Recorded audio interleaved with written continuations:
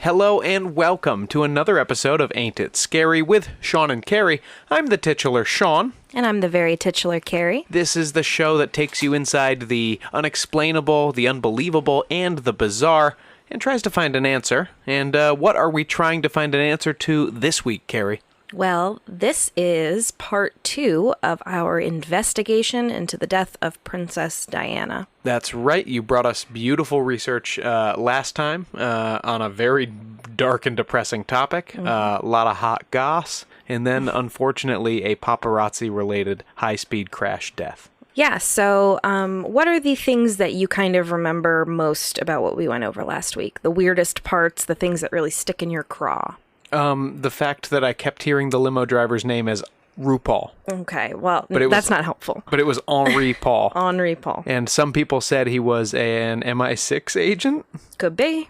So there was that. I remember that they hit the tunnel wall initially at about 100 miles an hour or more than that, and then bounced to the other side and slammed into a pillar at 65. Yeah, it was about that. Mm-hmm. I remember that Diana's heart was thrown to the opposite side of her chest by the force. Yeah. And the EMTs didn't notice it till they got her to the hospital. Mm-hmm. And I remember that there was...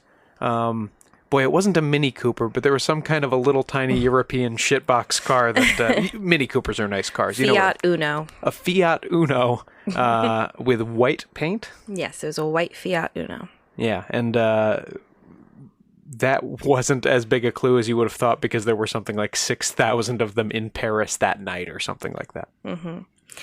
Yeah, so just to go over it, we kind of went over last week the backstory, Diana's life, her tragic death, her marriage to Prince Charles. Also tragic. Very tragic. And basically the night of the death. They were in Paris. She was with Dodi Fayed, who was her new boyfriend. Her and Charles had divorced. They were very public as a couple. And the paparazzi were crazy over them that summer, so much so that they were hounding them at the Paris Ritz Hotel, which Mohammed Al Fayed, Dodi's father, owned. And the driver that night, Henri Paul, was kind of trying to outrun them. He was also drinking. Yes, he was drinking, but there is question as to whether he was actually drunk. And maybe an MI6 agent. Who knows? There could have been a lot of things going on. There's a lot of factors that we'll go into more today. But he was speeding in the car. They probably came into contact with a shitbox, a.k.a. a white Fiat Uno. They crashed. Henri Paul and Dodi Fayed sadly died on impact. Trevor Rees-Jones, who was Diana's bodyguard, was rendered unconscious. And I will add, I don't know if I mentioned this last time, he has no memory of any part of the accident. Convenient. That's what people say, yeah. And so Diana was the only one. Although, after the... I will say car accidents are like that. Sure. Even less traumatic ones than this are like a total blur after the fact. Mm-hmm. Yeah, and he was actually unconscious. I mean, I've been knocked unconscious before, and... I don't remember much of what happened before that either, so I can buy that pretty easily. So Diana was the only one that was awake after the crash, and she seemed okay, but in shock. And like you said, they did not realize that she had such bad internal trauma, and again, I don't know when you're checking the heartbeat. I don't know how you don't detect that the heart is on the other side of the chest. I really don't know. She had 2 cardiac arrests on the way to the hospital, and she unfortunately passed away pretty soon after she got there. If you were around our age or older at the time, you probably remember this day because everyone was just so sad. She was a really famous person, like one of the most famous people in the entire world. She was beloved. Elton John wrote a song. They made a Beanie Baby. Mm-hmm. Elton John wrote Candle in... Well, he rewrote Candle in the Wind, which was originally about Marilyn Monroe. He rewrote it to be about Diana, who was one of his close friends. And yeah, so there's been a lot of chatter since then, Sean, about her death and some of the weird things that you brought up. And these have really become conspiracy theories in the last several years. Okay, so now we get to have some fun with this tragedy. Yeah. Well, this is the fun stuff because we're not focusing as much on the terrible, awful details of the night, but the things that random people have said since. Okay, let's get into it. Are there, just a light spoiler here, are we going to talk about reptilians? Weirdly, no, but we will be talking about Jesus Christ extensively. Oh, I'm so excited. Let's get into it. All right. Well, the conspiracy theories of the who, how, and why Diana may have been assassinated are kind of divided mainly into two camps. This is like the popular theories. The first was a conspiracy theory spearheaded by Muhammad al-Fayed himself. That's the father of Dodi, one of the victims of the accident, who to this day insists that Diana and Dodi were killed as part of a palace plot due to royal racism against Muslims. Wow.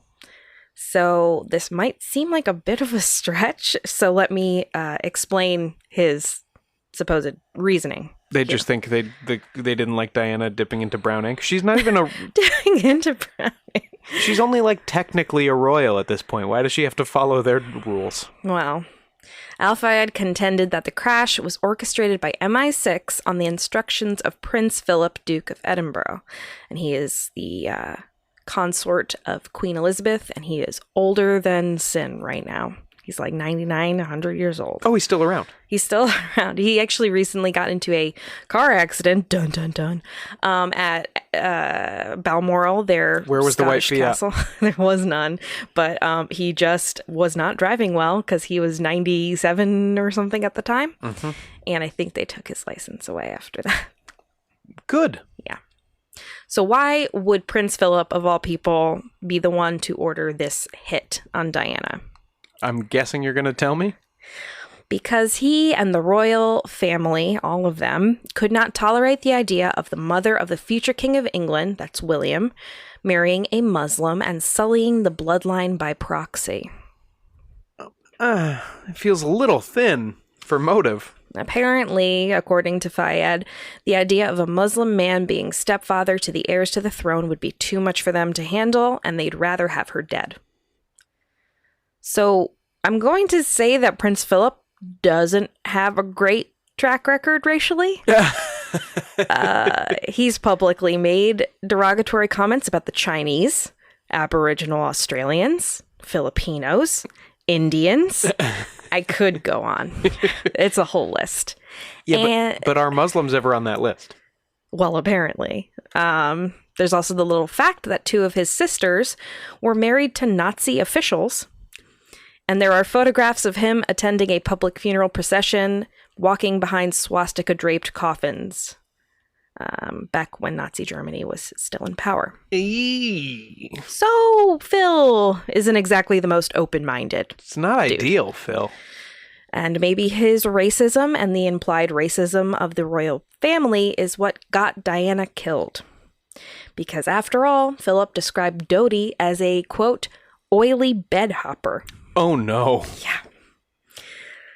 Now, is he oily because of the way he did his hair, or is he oily because of where Philip's assuming his family made their money? I don't know. I didn't dive into that too deep. It didn't seem very deep. Fair enough. So Muhammad al-Fayed funded this documentary called Unlawful Killing in 2011 that promised to investigate these very allegations. And Sean, boy, oh boy, is it something. So Unlawful Killing was directed by Keith Allen. It's a great title. Let's start with that. Well, it comes back. I think it's one of my favorite Grisham novels, Unlawful. It was one of the last ones where he was really trying. So Keith Allen is the father of Lily and Alfie Allen, those famous Brits. Mm-hmm. And now that means he's father-in-law to my boy David Harbour. So that's an interesting friggin' family. Carrie's #1 hall pass. I love him. So Keith Allen goes all in on this conspiracy in the documentary because, Mohammed Al-Fayed is funding it. And this is what he believes. He's said this publicly for years. The film screened for journalists at Cannes in 2011, but lawyers asked to advise on the film by the producers said it would need 87 cuts before the film could be certified for release in the United Kingdom. Wow. I guess, for libel reasons? Yeah. So it was not shown there. Right.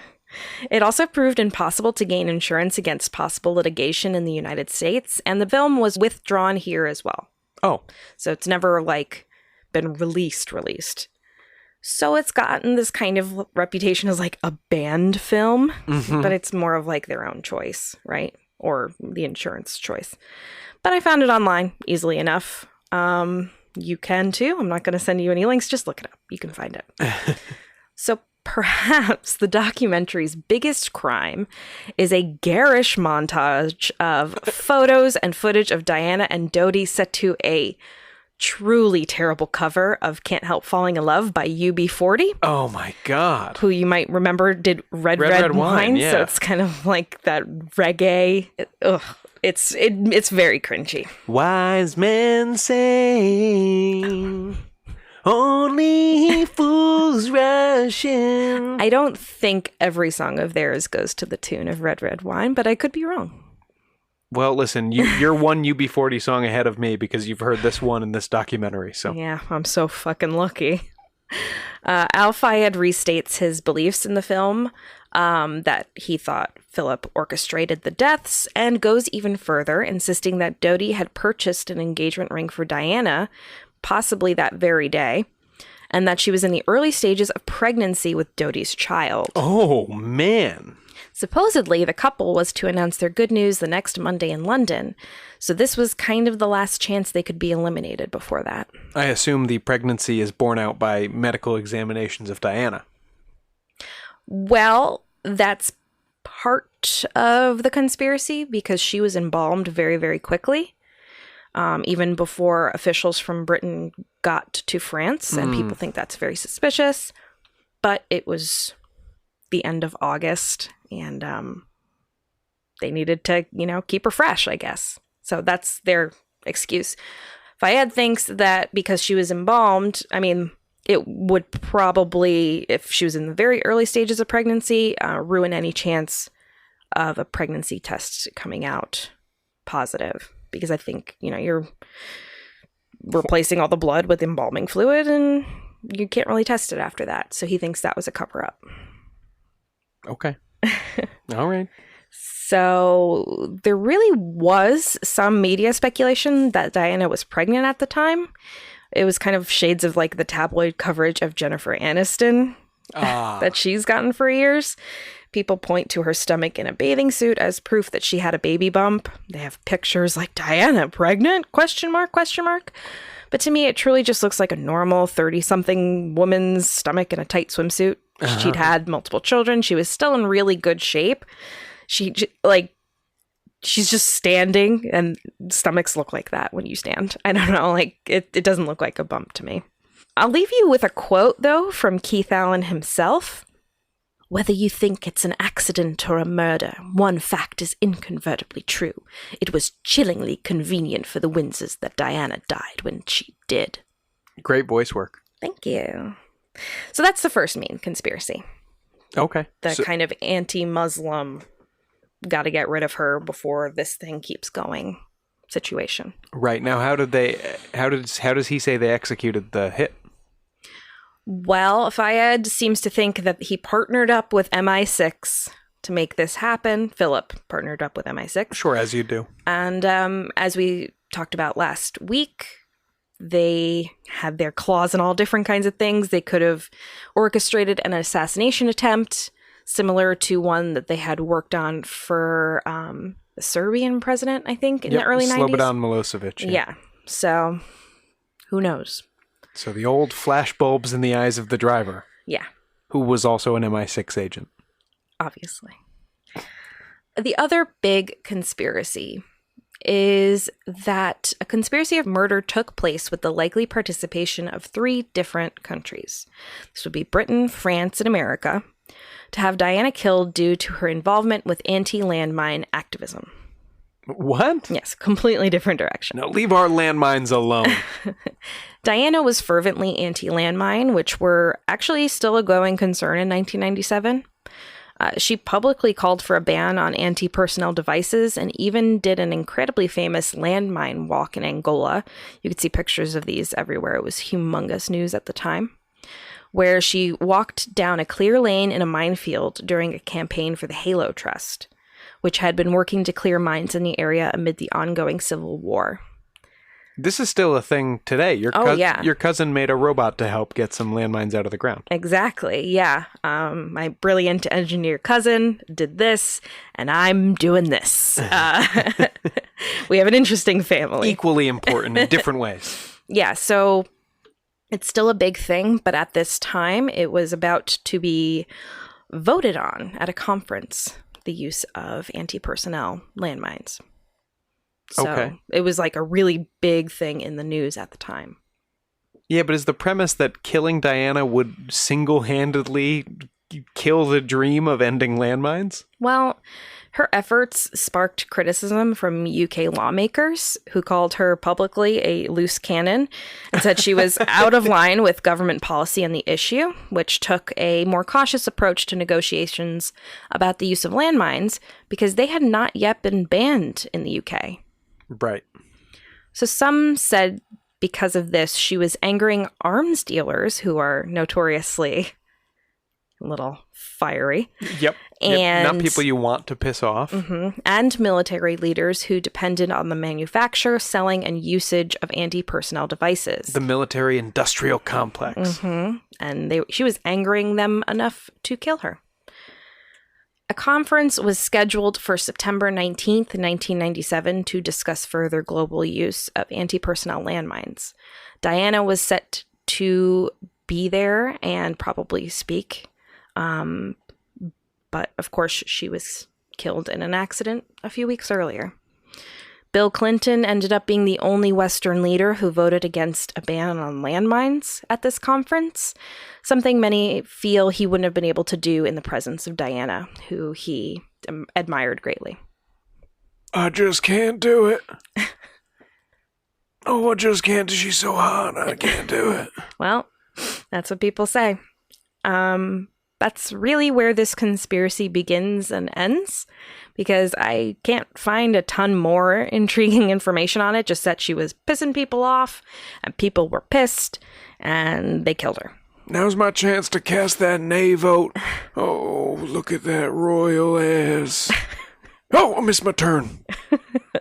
Certainly, the arms trade is a rough and bloody business, but I don't know if it had a direct hand in Diana's death. Yeah, this one feels more far-fetched to me than the racist Windsors, for sure. Partly because I suspect they are racists. Well, we know Philip at least has been. Diana's own perspective possibly contains some of the most chilling evidence. Diana's friend Simone Simmons, who is a self-described natural healer and clairvoyant, so I'm sure you'll take her words with a grain of salt, Sean. No, she sounds great to me. Bring her on.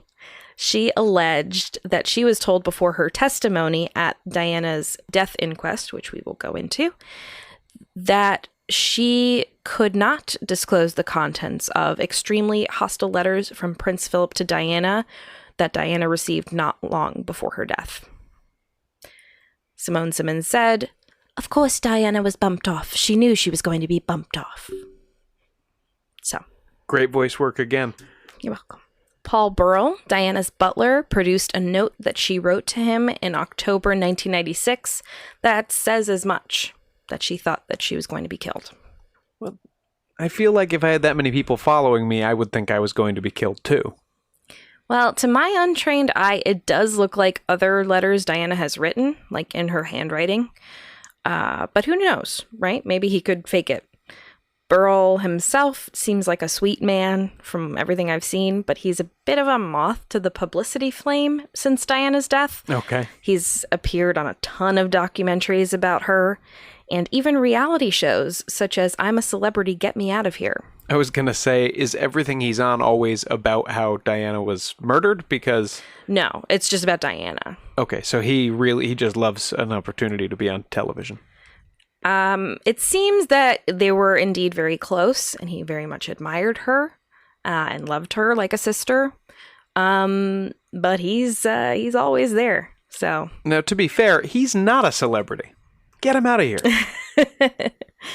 So maybe this is another grain of salt situation, but I'm inclined to believe it's a real letter penned by Diana, and we know what it says. Are you going to read any of it? No. Yes. It goes like this. I am sitting here at my desk today in October. This particular phase in my life is the most dangerous. My husband is planning an accident in my car. Brake failure and serious head injury in order to make the path clear for him to marry Tiggy. Camilla is nothing but a decoy, so we are all being used by the man in every sense of the word. Well, she was incorrect about one part.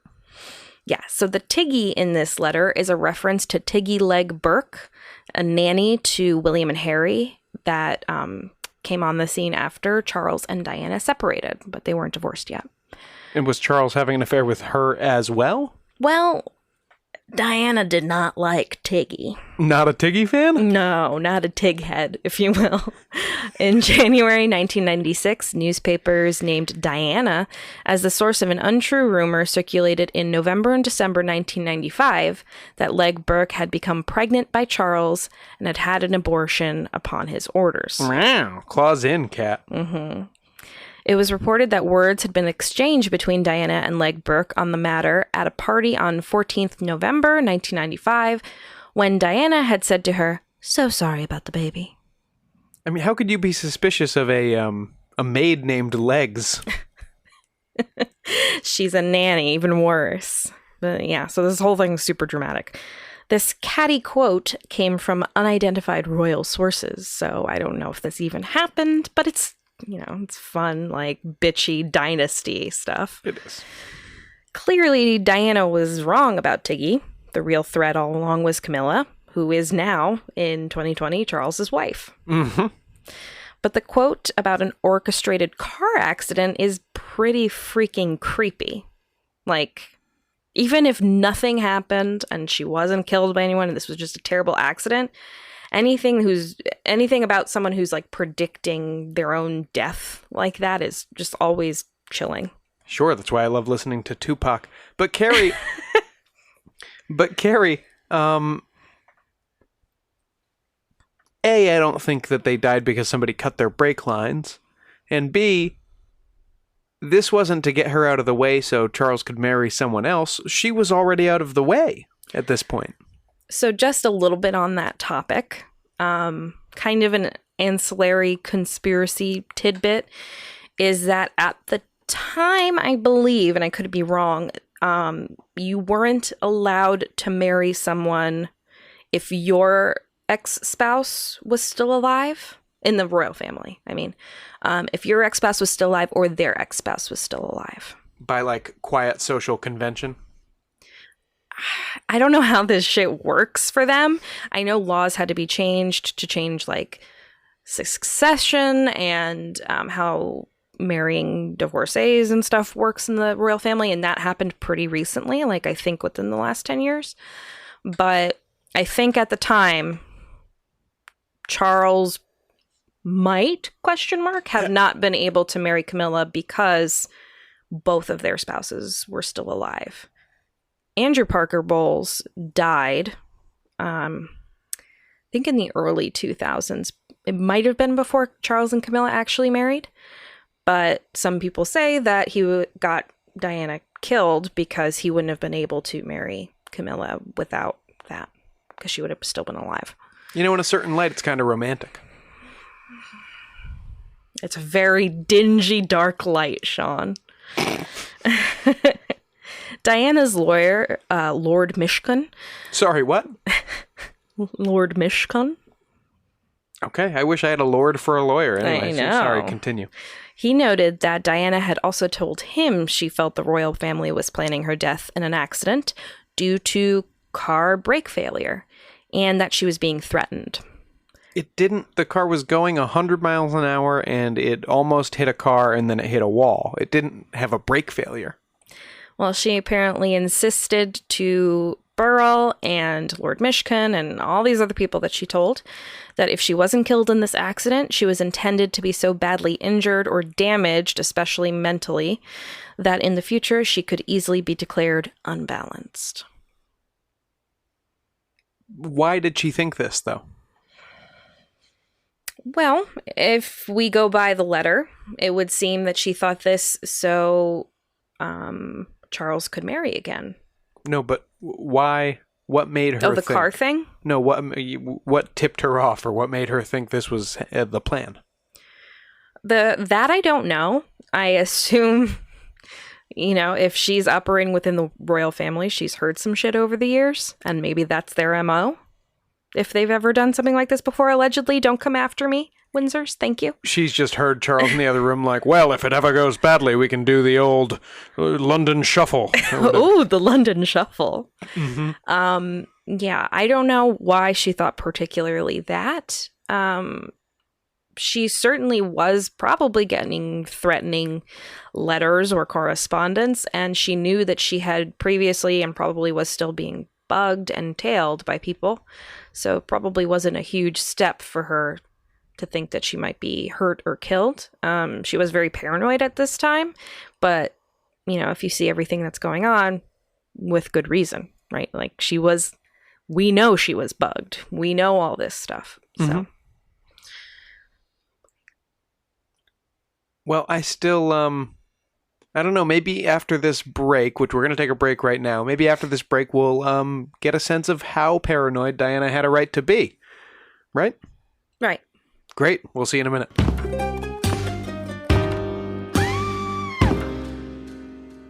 This podcast is sponsored by BetterHelp. Lots of things are a struggle right now. School, work, even something as simple as going to the grocery store. It could feel overwhelming. But one thing that shouldn't be overwhelming is accessing mental and emotional care. That's where BetterHelp comes in. BetterHelp is the leader in online counseling with over 4,000 licensed counselors on the site and over 500,000 people who have gotten counseling to date. The mission of BetterHelp is to make professional counseling accessible, affordable, and convenient, so anyone who struggles with life's challenges can get help anytime, anywhere. I've been using BetterHelp for the better part of this year, and honestly, I don't know how I would have gotten through 2020 without it. And, of course, Sean and Poe. When I need to talk to my counselor, I can just text her and I can schedule chats, phone calls, or video calls for longer sessions. This means I have flexibility to set a session during the week, or during busy weeks, I can just shoot her a message here and there when I have time. Take control of your mental and emotional well-being. BetterHelp is a great place to start. For 10% off your first month subscription of BetterHelp, go to our podcast link at www.betterhelp.com/ain'titscary and see how good it can feel to push past the struggle and find hope in a new day. That's www.betterhelp.com/AINTITSCARY for 10% off your first month of BetterHelp. Get professional counseling anytime, anywhere, because you deserve to be happy.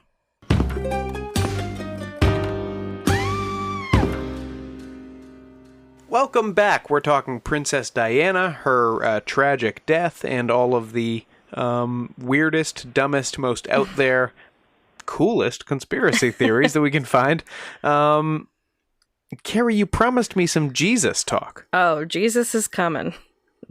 But first, let's talk about the real stuff that happened right after the death. Okay. As a result of the accident. So there have been 3 official inquests into the death of Diana. There has been a French judicial investigation. This report was never published, so we don't know what it came up with. No FOIA in France? Freedom of information. Oh, I was going to say, well, I'm sure they have foyers, just like they have living rooms. In fact, that is a French word. I'm pretty sure they have that. Exactly. There was also an inquest by the coroner of the Queen's household. And then there was a big one, which was called Operation Paget, which was supposed to be the final inquiry specifically into allegations of a conspiracy to murder Diana and possibly Dodi Fayed. Okay. That was the focus of that investigation, to prove or disprove the murder aspect. The last returned a verdict of unlawful killing, which you might remember as the title of that documentary. Uh-huh. This is basically equivalent to manslaughter, with the guilty parties listed being Henri Paul and the pursuing vehicles. Henri Paul's dead. Well, he's still, Yeah, okay. Hitler's dead, but he still killed a lot of people. Now, pursuing vehicles. This is not necessarily paparazzi, okay? But this is the following motorbikes and the Fiat Uno that were likely involved in the crash itself. Mm-hmm. And we still don't know So that's an who interesting little tidbit. the Uno driver is. Right. And we don't know if the motorcycles were paparazzi. Some think it's MI6. Who knows? So that's a very interesting result because they could have said that there's no guilt whatsoever. We do know at least one paparazzo who was there, right? We had a name of a guy last week, Well, and he might have got suicided a he week might later. have been one of the Fiat Uno guys. Oh, okay. So it's all a big craziness. Okay. Now, there was an alleged bias in how this inquest was handled. The inquest took place in the royal courts, presided over by Lord Justice Scott Baker, which seems like a very American name. Mm-hmm. He's a judge, or in this case, a coroner, that was required, to be in his position to swear allegiance to the Queen. Yeah, not ideal. Yeah, it doesn't seem... Recuse yourself. Right. Well, not even that. Like, if all judges in these cases are required for this, I mean, this is literally looking into if the Queen did something bad. Right. So it seems so weird. I mean, maybe that's just a very American view of it. Well, this reminds me of something from our own American recent past, but I just can't put my finger on what it is. Like stacking the courts with people. Well, And no, it was actually the idea of like your own Justice Department investigating. I'm sure I'll think of it later. I'll think of it later. I don't know. That seems very vague. Furthermore, the BBC sent its royal correspondents to cover this case in the media, not their legal journalists. And royal correspondents are supposed to maintain a friendly relationship with the palace because they want to continue to get access. Mm-hmm. So people say that, in the court, it's stacked for the royals, and then even the coverage was stacked for the royals. But no further legal action has been taken since the verdict of unlawful killing was returned. Okay. So unlawful killing, but we don't know who to prosecute. The only person mentioned by name, I think, was Henri Paul, and then the motorcycles and Fiat Uno were mentioned, but there were no other names, obviously. I'm pretty sure in the U.S. we don't call that a verdict. Yeah. Yeah, there's no, well. You need to have somebody who's guilty or not guilty. Well, that's what happened. I'm going to wrap this story up with a bit of conspiratorial silliness to help digest this terrible, heavy sadness. Uh-huh. This theory comes primarily from the book Princess Diana, The Hidden Evidence, available to me primarily via Google Books, so pages at a time are missing from this preview. However, I don't think the theory would have been more sensible with those pages included. So this is what I heard you cackling to yourself on the couch. Well, there's one more theory, one more book that I'll go into that kind of expounds upon this theory. But yes, this is one of them. This theory goes that Diana was a Jesus-like figure, as Jesus was the people's king. Okay. So Diana, people's princess. And Diana was assassinated due to a bloodline conspiracy involving Jesus's supposed descendants. But Caroline, Jesus' mother, was a virgin. And so was Jesus. Well, that's the point. Whatever Mary 1 was doing, some people think he got with Mary Magdalene. It's basically the plot of the Da Vinci Code. I was going to say that sounds like the Last Temptation of Christ. Yeah. So this book quotes an unnamed source, who is apparently in the know, Quote, if she was assassinated, then you need to look no further than the political intrigues that have shaped the current situation by creating the usurper monarchies, royal and political, who today rule Europe as a centralized power bloc. What? I mean, I can't make it any more simple than that, Sean. What usurper monarchies? Apparently, Diana allied herself to the Merovingian cause. And wait, the French guy from the Matrix 2? Well, I haven't seen the Matrix 2. I couldn't tell you. But it is French. So the Merovingians are those who believe Jesus had direct descendants. So Diana apparently believed this too. And a, quote, Foreign Office source told the author, I have heard whispers, rumors, nothing more, that the late Princess of Wales had been courted by certain agencies who seek to restore the Merovingian line to the throne. AKA, the real royal bloodline of Britain should be descended directly from Jesus. Okay. And not part of the political Windsor bloodline. Returned to the throne? Does that mean this conspiracy holds that at some point in the past, this bloodline did hold the English throne? Well, Sean, apparently Jesus himself was the true bloodline king of Israel. Oh, of Israel, but we're in England. I think we're talking about Holy Roman Empire type of stuff right now. Diana's own supposed heritage from the Merovingians, who actually descended from Jesus, along with her unprecedented popularity, threatened the viability of the House of Windsor enough to warrant her removal. So she was literally descended from Jesus, so she had to go. Mm-hmm. Because she would have had a claim to the throne, apparently. And presumably there are other people from that bloodline floating around, but she was actually in a position to, maybe have some power. Yes, and she was already so beloved, like Jesus. I see a problem with this. Isn't one of her sons going to be the king? We'll get to that. Now, as soon as you start getting into this Jesus bloodline stuff, things just start feeling anti-Semitic, even if nothing anti-Jewish seems to be being said. So I'm going to tread real lightly through this theory. This theory says plain as day, Jesus was a legitimate bloodline king of the royal house of Judah. Mm-hmm. He was married and sired children. And that is today considered a very plausible historical fact. So I love the idea. Well, I love the idea of this author presenting a fact as plausible. I think it's either a fact or it's not. It's a very plausible historical fact. This book goes on to say that, quote, that this fact may bear direct relevance to the death of Diana, Princess of Wales, cannot be sidestepped. Brother, you got to figure out what a fact is. I don't think they know. This theory posits, basically exactly like the Da Vinci Code, that Jesus' bloodline was the actual Holy Grail.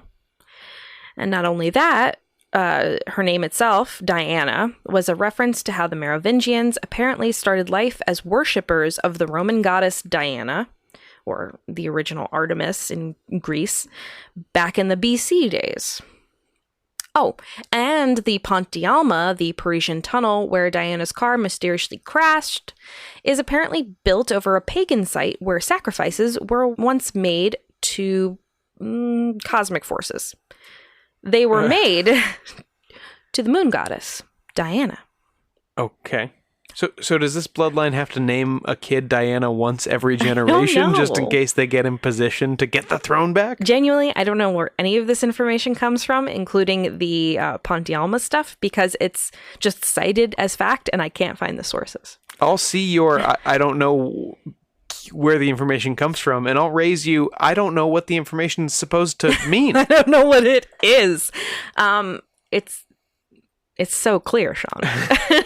The Merovingian bloodline. I got you. In The Matrix Reloaded, the Merovingian is a French guy who talks to Neo cryptically in a restaurant, and then a woman goes to the bathroom, and I think he makes her have an orgasm with his mind. Mm-hmm.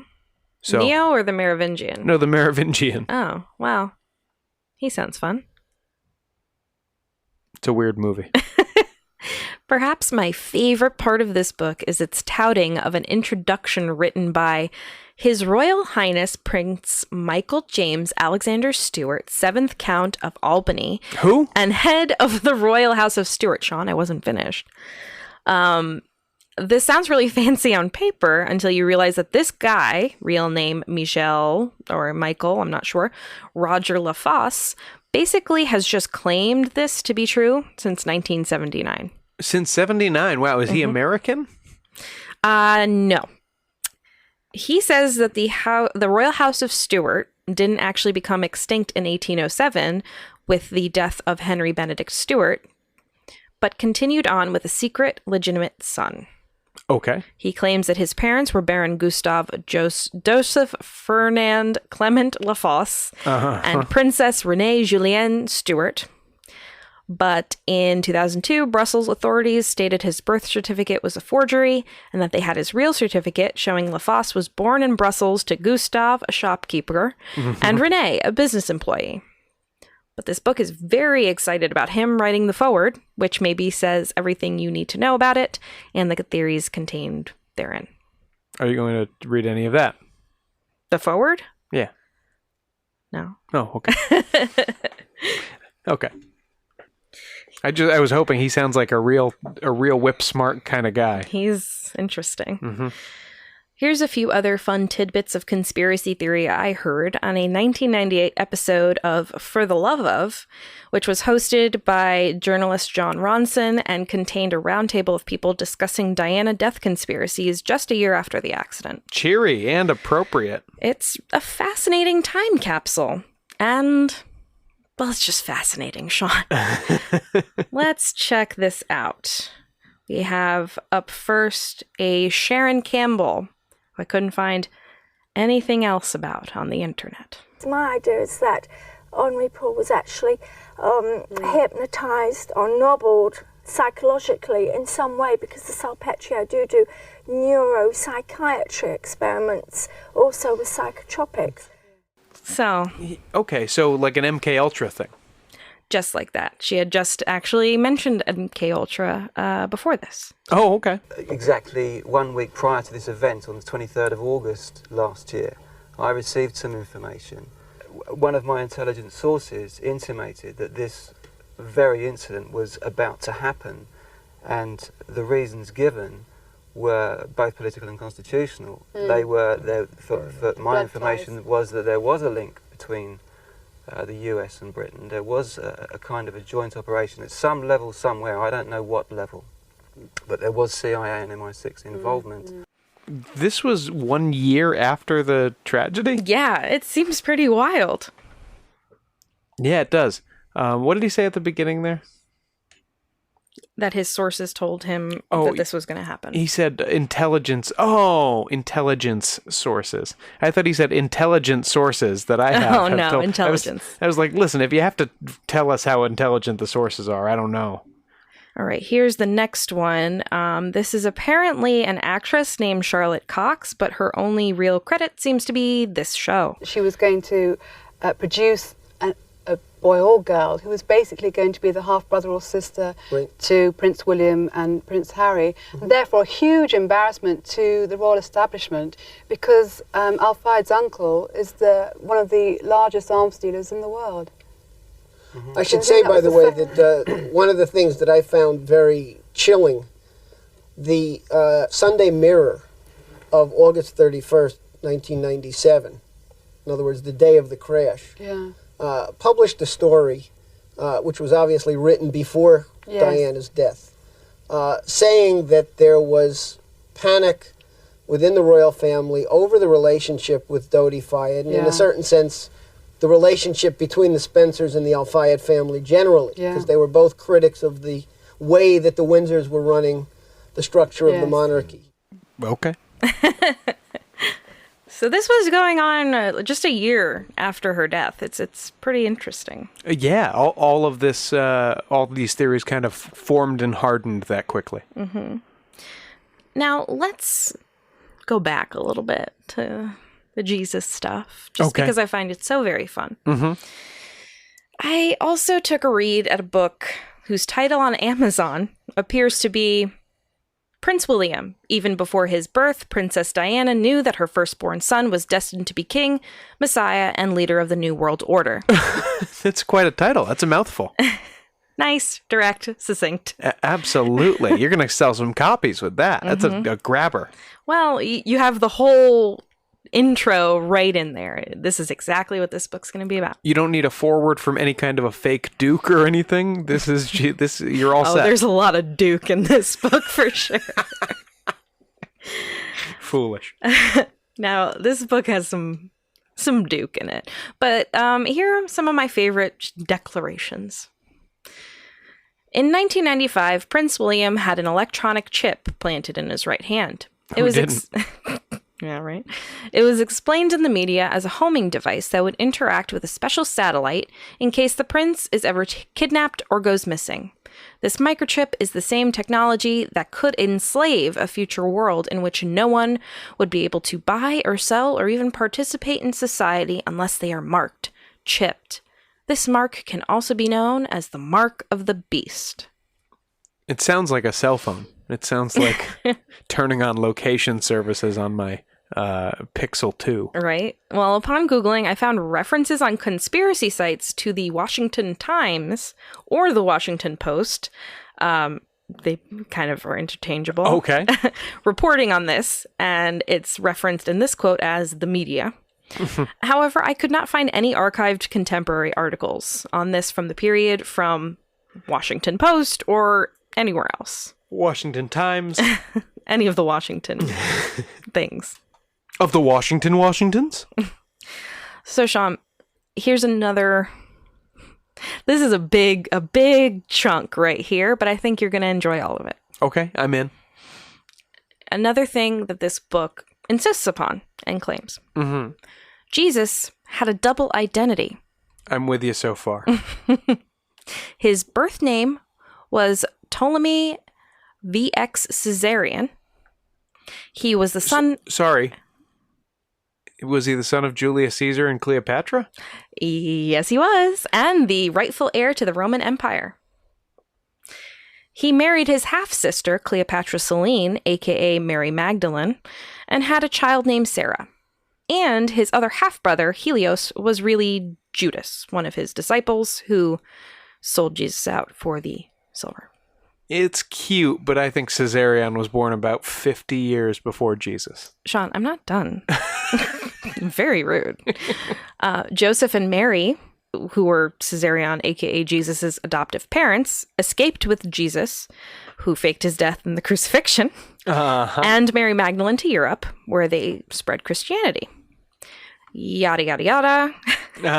And we get to Charles and Diana, who entered into an arranged marriage to join the Germanic Windsor bloodline with the Scottish Stuart bloodline. You might remember this for the Stuarts from our Merovingian old friend. Yes.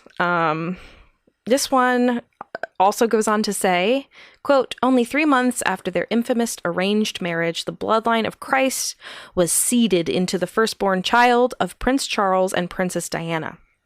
To the occult mind, Diana represents the Holy Grail and the receptor of Christ's blood.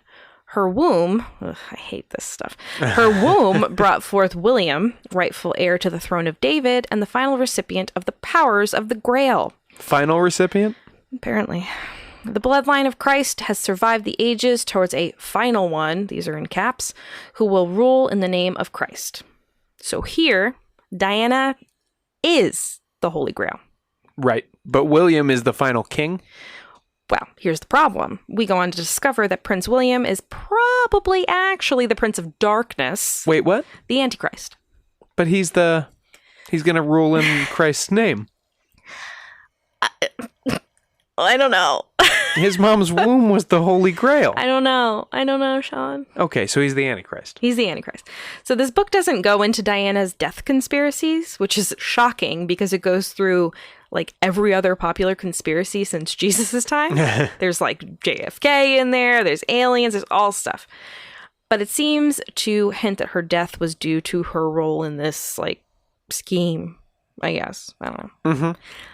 There are also some It's almost like they don't need to go into it because they're like, well, it's a given. Obviously, they murdered her because she is the Holy Grail. What are you talking about? I think it had something to do with, like, Prince William had to be the powerful one. I don't know.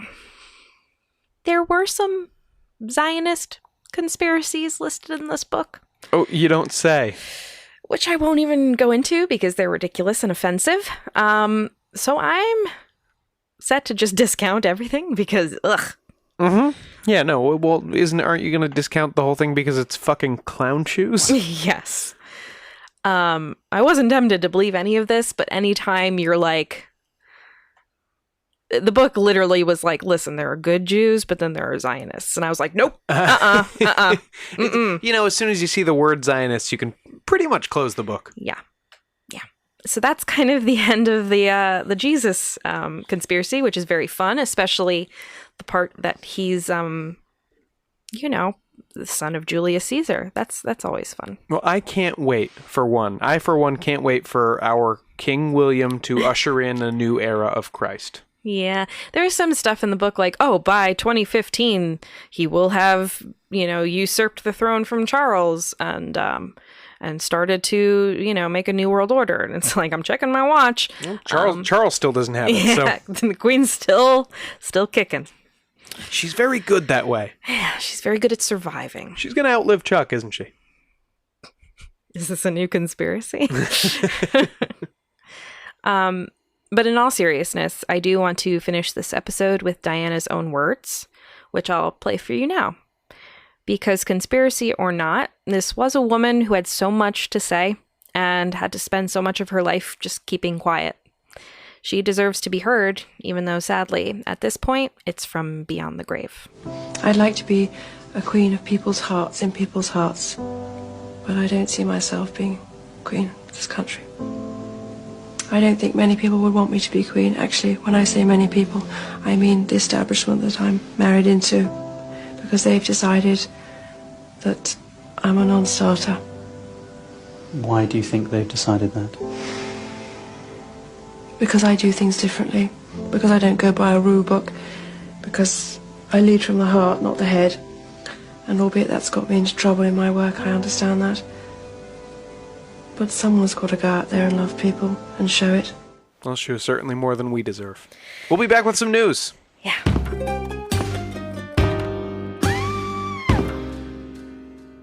You're here, which means you love podcasts. But are you looking for another kind of entertainment on the go?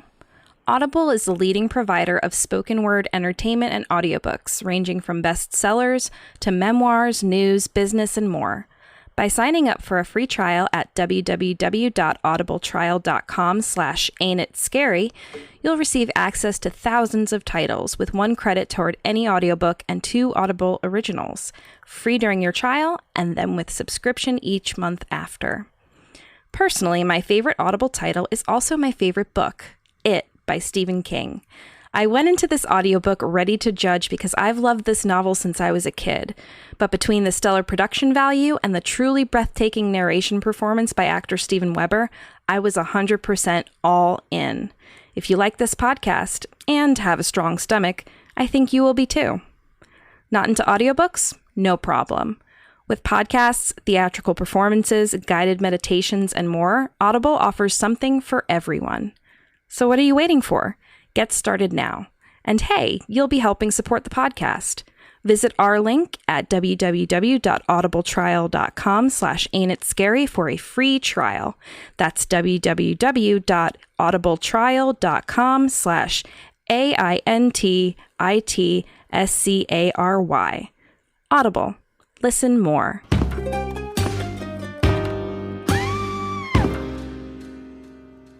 It's time for Cryin' Saucers. According to Haim Eshed, Israel's former space security chief, aliens are real and Donald Trump knows about it. Well, he would have to. He's the president. Exactly. In an interview with Israel's Yediot? Yediot? I don't know. I don't have it in front of me. Yediot Aharonot newspaper. I think it's, in Hebrew. Sorry for butchering that to our Jewish friends. It's a tough language. Ashed spoke extensively about alien life and an alleged agreement between the United States government and a galactic federation of aliens. Apparently, these extraterrestrials hope to research and understand the fabric of the universe. As you do. Well, I mean, I'd like to know. And the agreement includes a shared secret underground base on Mars. He elaborated further that Trump didn't reveal the existence of extraterrestrial life to us yet because the Galactic Federation insisted humanity is just not ready yet. Oh, so did they just reveal themselves to us? Like, was Donald Trump led into this by the aliens or by... No, apparently there's been an agreement between the United States and the aliens for a very long time, and I guess every president learns about it. Okay. Ashed, we're backing out of the Intergalactic Federation. He would, though. Tired of paying all these other... Ashed led Israel's space security program for nearly 3 decades, so he's not just some rando. There has been no comment from Trump or the current presidential administration. Yeah, I don't know what they have to say about the... Why should we listen to this guy? He was the head of Israel's space security program for almost 30 years. Oh, he's telling the truth. There are aliens. I guess so.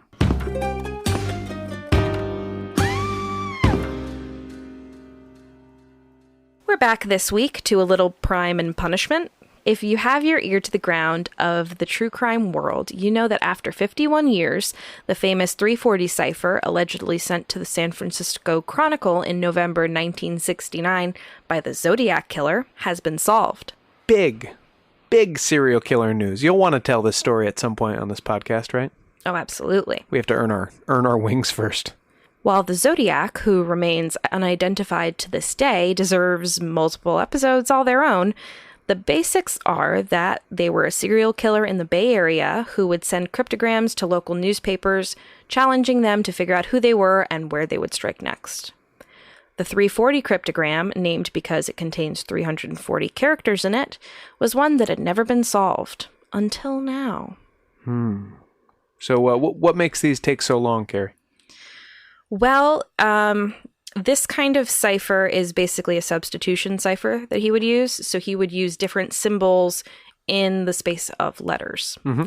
And some think that this one took so long to solve because it had many misspellings, which if you're doing a substitution cipher, it makes it nearly impossible unless you have some vague sense of what they're saying. Right.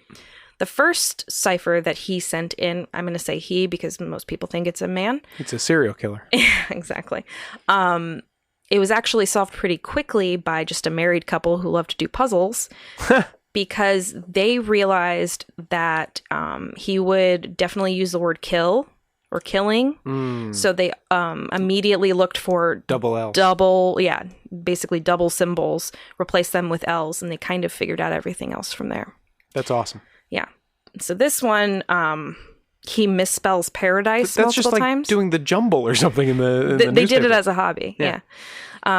This one has paradise misspelled multiple times, like dice as in rolling the dice, D-I-C-E. Mm-hmm. So that's one thing that made it difficult. And, it's just really hard to solve a puzzle and the guy didn't even know how to spell. Well, or just loved puns. Maybe he was attempting puns. I don't think so. I'll read it in a second. An international trio of private citizens, which included Dave Orenchak, a 46-year-old Virginian software developer, solved the cipher recently. Orenchak said, quote, "The cipher had been unsolved for so long, it had a huge target on its back." Not great wording for Zodiac, Dave. And I felt like it was a challenge that had a chance of being solved. It was an exciting project to work on and was on many people's top unsolved ciphers of all time lists, which is true. Orenchak and co. had been working on and off solving the cipher since 2006. Wow. Yeah. The full translated text of the cipher reads, "My name is John William Patrickson. Patrickson? Yes. I live at 340. Yeah. That would be nice. I hope you were having lots of fun in trying to catch me. That wasn't me on the TV show, which brings up a point about me. There's no punctuation here at all. It's all in caps. That would make a cipher harder to, easier to find. And of course, it's all in caps. It's a code. Yeah. I am not afraid of the gas chamber because it will send me to paradise all the sooner, because I now have enough slaves to work for me where everyone else has nothing when they reach paradise, so they are afraid of death. I am not afraid because I know that my new life will be an easy one in paradise death. Paradise Death. Now that is a name for a new reality TV show. This week on Paradise Death. It's Survivor, but you die. Oranchak and his colleagues developed an app named AZ Decrypt that helped him and his colleagues unravel the puzzle. The FBI has confirmed that the team did indeed solve the cipher. That's very cool. It doesn't seem like it's going to get any closer to a solve on that case, but at least you're a little bit more into the mind of this madman, which is great. Yeah, so almost like how an Egyptian pharaoh would have his slaves or servants mummified or killed and mummified with him. Yeah, I think, Zodiac this is was, the slave thing in paradise or whatever is kind of a recurring theme in his work. It seems to be a thing where he feels like the people he's killing are going to be his slaves in the afterlife. So that's fun. I mean, you gotta have somebody to wash the dishes, right? Ugh. Yeah, you. Gross. We'll be right back.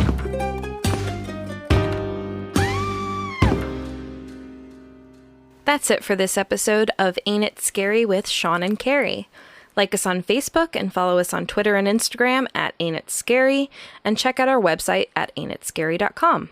You can support the show by supporting our sponsors and becoming a patron at www.patreon.com/ain'titscary.